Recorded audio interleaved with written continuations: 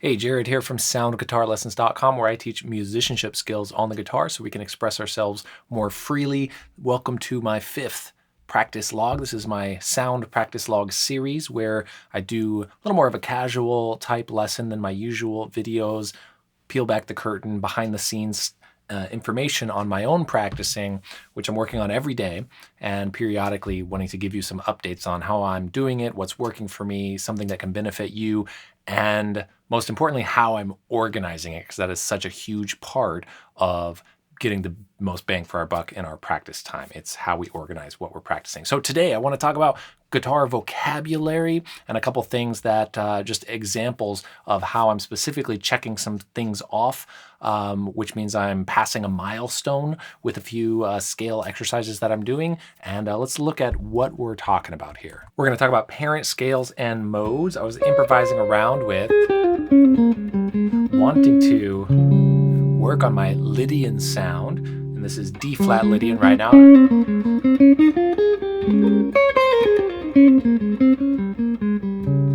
How do you determine that it's a mode and not just a scale? Well, it's where the root is.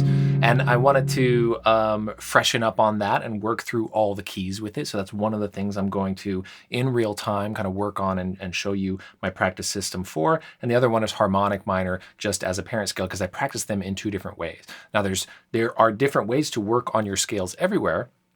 You can work on playing the scale form on the same root. So you can play the scale form off C that's here, play the scale form off C that's here, off here. There's 5 scale forms for most scale types.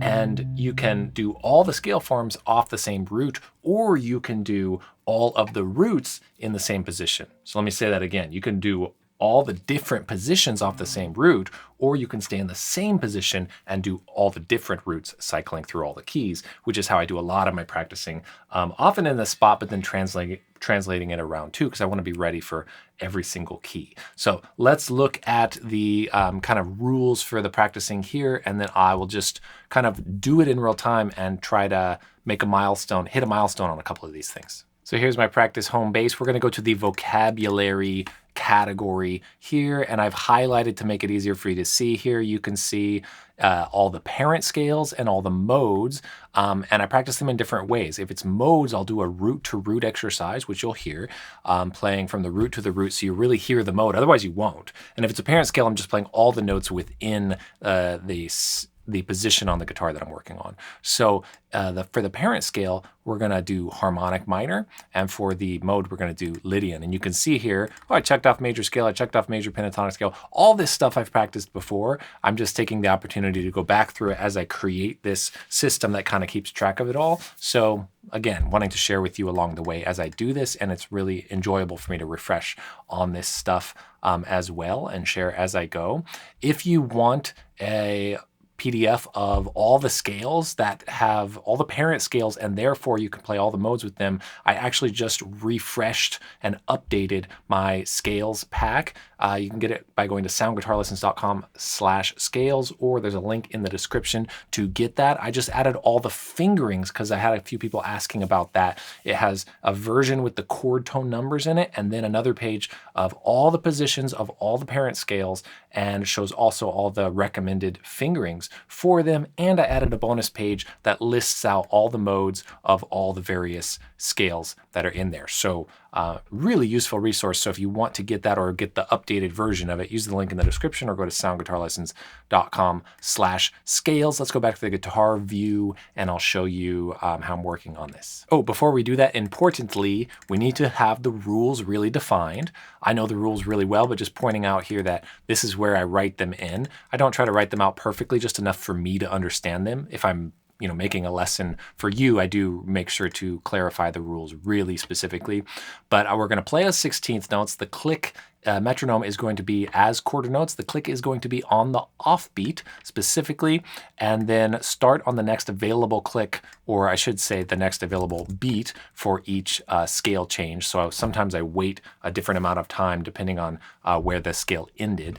And then we're going specifically lowest note to highest note and back in the position possible. Inchworm fingering, that's my recommended fingerings. That's what's in the PDF that I just talked about. and then going through the full circle of fourths in time. So every key without a mistake connecting. So I'm going through all 12 scales in one position-ish, roughly, as close as they can be together. And that's all one take. And I have to do that one time correctly, at least one time correctly, to then check it off. And so you can see that's what I've done here, and putting the tempo in as I do that. So I know I've done it at a certain tempo. If I come back and work on this, I will do it at a higher tempo. I won't do it again at that same tempo, but there's plenty of others to get through first. And we're doing harmonic minor. So the mode one is only different in that we're doing root to root instead, which you will hear. Okay, on to the exercise. Okay, here we go. I'm going to check off harmonic minor through this. I'm going to do it for real. So I'm going to do as many takes as it might take me to do it. I'll let you know how long it took, and then I'll check it off in my spreadsheet, and then I'm done with that. So I'm not going to redo. I'm going to move on after that, and or make it more challenging next time, and not repeat myself. And that's how real practicing happens. So we are at 90 beats per minute, and that is for harmonic minor. Yes, yes, yes. Here we go. These are off beats.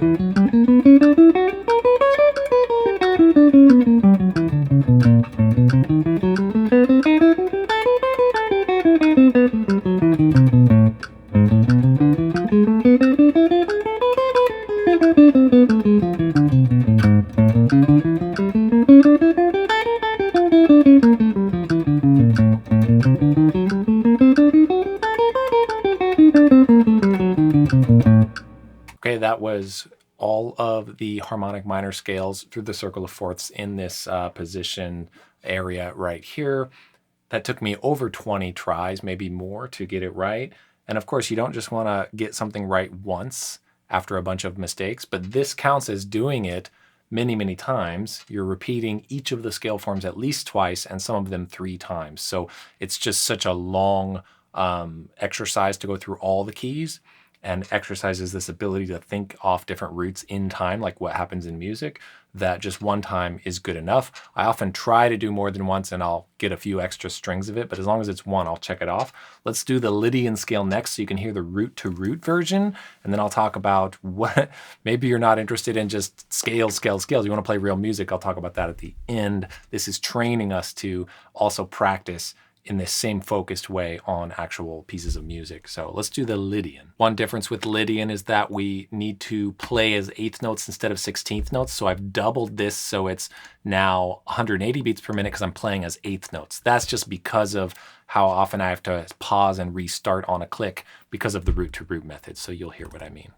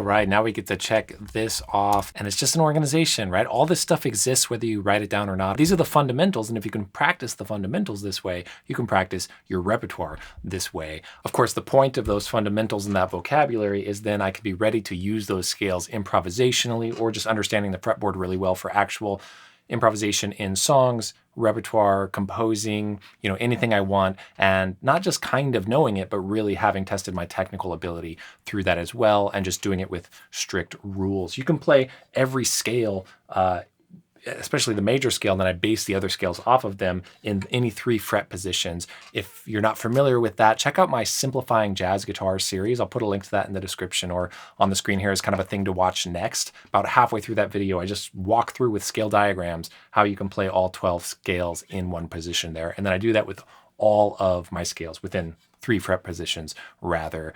So of course, how do we do this with actual music? Well, the focus and the methodical nature of it is exactly the same, to get the most potent amount of practice, in a short amount of time, which we all need because we're all busy and we all have less time to practice than we wish we could. So, hey, I'm going to do that for my next practice log. We're going to work on an actual piece of repertoire and show how to practice in that same focused way. So stay tuned. Make sure you're subscribed. Thank you for watching. Leave a comment. Hope to see you in another one soon. Take care and happy practicing.